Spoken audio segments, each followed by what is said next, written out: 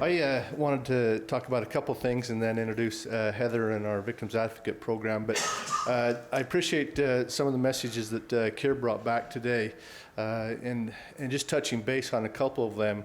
Yesterday, agencies from Payson, Salem, Spanish Fork, and Springville and Mapleton had an active shooter training up in Mapleton. We hope something like that never happens here in Spanish Fork or our surrounding agencies, but we know because of past experience, such as in Pleasant Grove, that if something like that does happen, hundreds of officers are going to come from all directions to support each other. And it's very imperative that because of that, we train together and we know what each other is going to do. So we had some simulation rounds, some rubber bullets in our guns, searched buildings, found the bad guys, and I'm happy to report that the good guys won on that. But it was good training. It was well needed. We do that about every 6 months. The next time we're hoping to do that training at Maple Mountain High School. It's a little bit different building with the 2 stories and such in there that makes it a little bit more difficult to search and to stay safe, but we need to train in that area. The other thing that I wanted to talk about is the great Shakeout that's coming this week on the 20th. It starts at 10:15. We have been making plans with our emergency services manager, Don Thomas, and our department heads, and deciding what we're going to do this year. A lot of our department heads, because of other prior commitments, they will be out of town. And so we're going to go as if they were out of town on a disaster. You can't plan when your disasters are going to happen, and so their second or third in command are going to assume their spots and go through the training or the scenario. This year's scenario is going to be what we would typically do in each of our own buildings, drop, cover, and hold on, and then assess the building, assess any injuries. After we do that, then we're going to meet down at the Emergency Operations Center, which is at the Justice Center, and set up our telephone systems, our computer systems, and then make an assessment, a mock assessment of what might be wrong in the city, whether it be with Chris Thompson's crews or with the public safety crews, checking areas out and then being supplemented by other employees of the city to do that. It should take place take about an hour and a half to do all of that, but we wanted to do a little bit of the practice of at least to the point of assessment for our great Shakeout. So even our library they have reading programs going on that day, and I can't remember how many children Pam said that they would have over there, but more than a half a dozen, like maybe 100. 100 kids they're going to evacuate over there, and they're going to give the parents, of course, a heads up prior to coming into the building, but we're going to make sure that any of our public buildings are at least aware of what to do in a situation of a disaster. So, and then getting down to the 101. Mayor, you've allowed me to be your chief for about 5 years now, and one of my goals was to help with the victims here in Spanish Fork City. Initially, when I became the chief, we had one victims advocate for 3 cities. And when that person became the victims advocate for 3 cities, those 3 cities combined have about as many people as we have here in Spanish Fork today.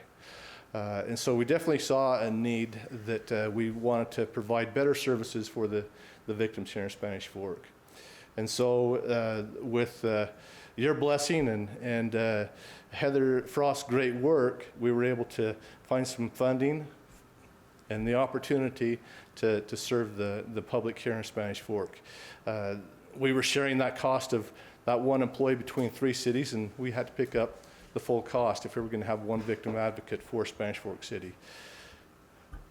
I initially had about half the funding in my mind that we would need to come up with again to start this program, and the other half would have to come from a grant. Heather worked really hard. She saw the needs of our community, what a victims advocate could do, in addition to what our past victims advocate had done, and was able to come up with much more than half the money needed to fund this project. She has a big heart and really serves our victims well in the tough situations that they find themselves in. She guides and counsels and moves them along in a positive direction in times that are very tough and stressful for an individual. And so we're grateful that she's willing to be our victim's advocate for the 40,000 people here in Spanish Fork. But having said that, I'll turn some time over to her to tell you what the program's all about. Thanks, Chief.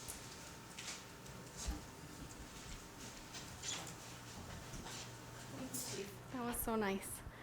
Well, April marks the National Crime Victims' Rights Week, and so I'm here to talk about Spanish Fork City's program. Our victim services program is law enforcement based, and as you know, our police officers they come to work, they check on duty, and they never know what might happen. They have no idea what their job will entail that day until they're dispatched out. They might be called and someone says, "I locked my keys in the car, could you please help me?"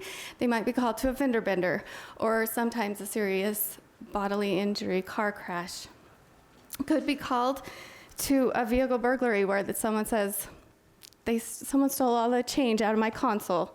Maybe someone calls and says, someone stole my car, the whole thing. So there are many, many things that they're dispatched out on. Some days they're even called out to assaults, sex crimes, domestic violence, and even death. And our police officers respond to whatever they're dispatched out to. They have many responsibilities when they get there.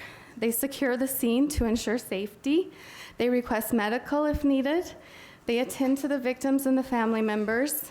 They investigate, arrest, and if there is a crime and they arrest someone, they are also required to make sure that they do everything just right in their gathering of evidence and in their investigation, and even in protecting the suspect's rights, so that when prosecution happens, there's not any problem for our prosecutors to do their job.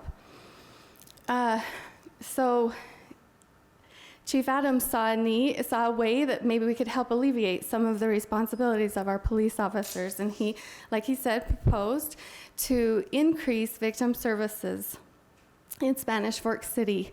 The case load was just getting too much for one advocate for 3 cities, especially with the growth that was happening in Payson, Salem, and Spanish Fork. So we applied for some VOCA funding, and I just think that's great. President Ronald Reagan recognized that victims should have rights too. And so he created this federal program, Victims of Crime Act. He took monies that were paid in by federal offenders, their fines and their penalties were put into a fund, and that's where we got the VOCA grant. That's where it came from. It is awesome. Just a side note, Mayor, you know this.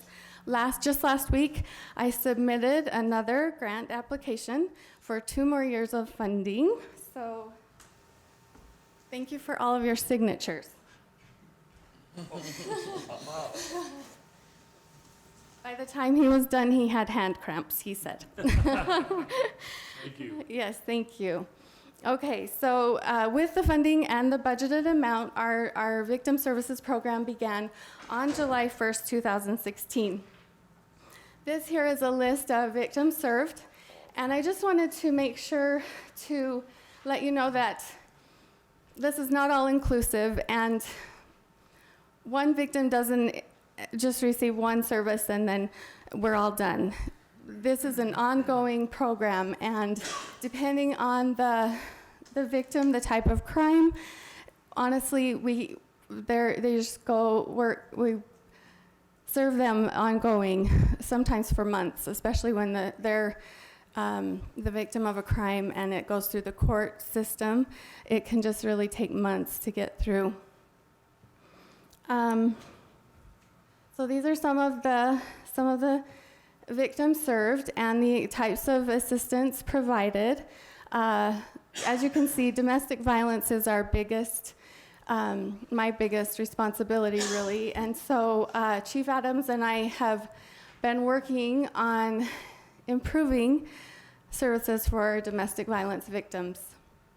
If you'll change the slide to the next one, thank you. There are so many resources for so many different things, but on this side over here, the Center for Women and Children in Crisis and Utah Domestic Violence Coalition, we've partnered with them to begin what's called the Lethality Assessment Program.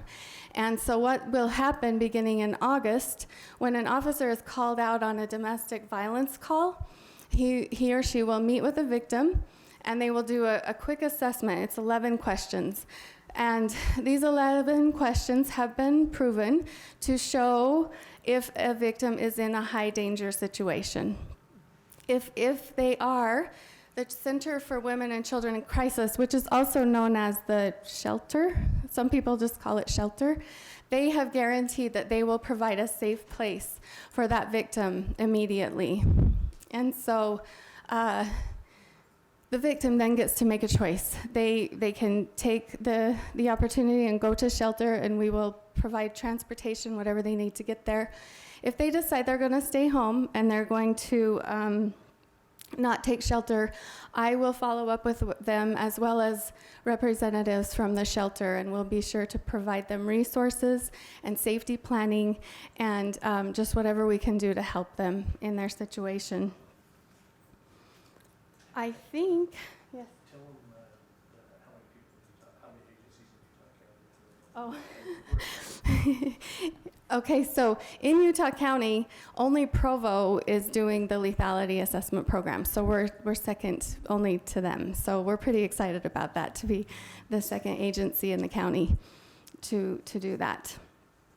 I just want to end with thanking you for the opportunity to be the victim advocate for Spanish Fork City. I've worked for the police department for a long time. And it was hard for me to come to work and see all of these things that happen and not be able to do something about it. And in this position, I actually can help people, and I am grateful for that opportunity. I'm so grateful to our police officers who really, truly have our victims and their best interest in mind. When I ask for an extra patrol for someone who's being stalked or threatened, they are on it, and they make arrests, and they follow up, and they come to me and they express concern over people when they go out on calls. And so I would like the citizens of Spanish Fork to know that we are here for them and we want to help. Lastly, I'll just thank you all for approving this program from a victim, and she actually doesn't want to be called that anymore. She's a survivor. And she's very grateful. As I meet with these people, they are facing overwhelming road ahead. And so we talk about just taking one step at a time and going a little further and getting a little, with the resources and everything available, we know they can do it. So thank you so much. Thanks, Heather. Appreciate that. Hey, Mayor. I just wanted to say I saw Heather on a Saturday, and I know she wasn't working, but when I saw her, she had a really big book, and she was studying, and I asked her what it was, and she was studying this stuff, off hours, and it's obvious that how passionate she is about this work, but I truly wanted to just recognize you for going above and beyond. So, thank you. Thanks, Heather.